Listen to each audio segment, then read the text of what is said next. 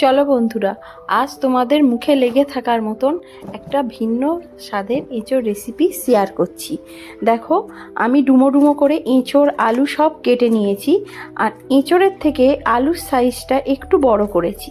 আর এই দেখো, এবার কড়াইয়ে জল গরম করতে দিয়ে এঁচোড়গুলো দিয়ে দিলাম। আলু, তেজপাতা, টমেটো সব আমি একসঙ্গেই সেদ্ধ করে নেব এবং কিছুক্ষণের জন্য 10 থেকে 12 মিনিট সেদ্ধ করে নেব।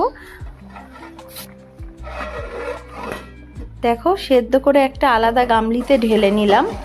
আর তোমাদের দেখাচ্ছি, দেখো এর ফলে আলুগুলো ঘাঁটেও নি, এঁচোড়ও খুব সুন্দরভাবে সিদ্ধ হয়ে গেছে।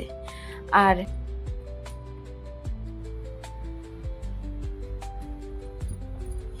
এবার দেখো, খুব সহজেই রান্না হয়ে যাবে।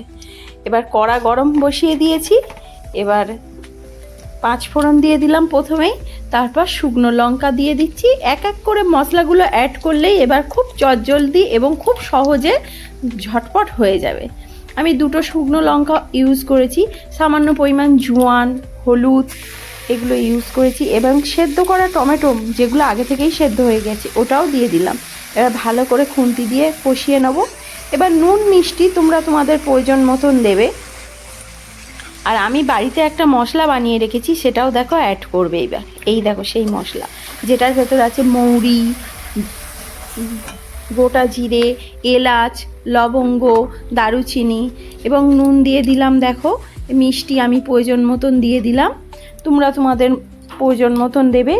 এবং দারুণ স্বাদের করার জন্যে 2 চামচ আমি টক দই ইউজ করেছি।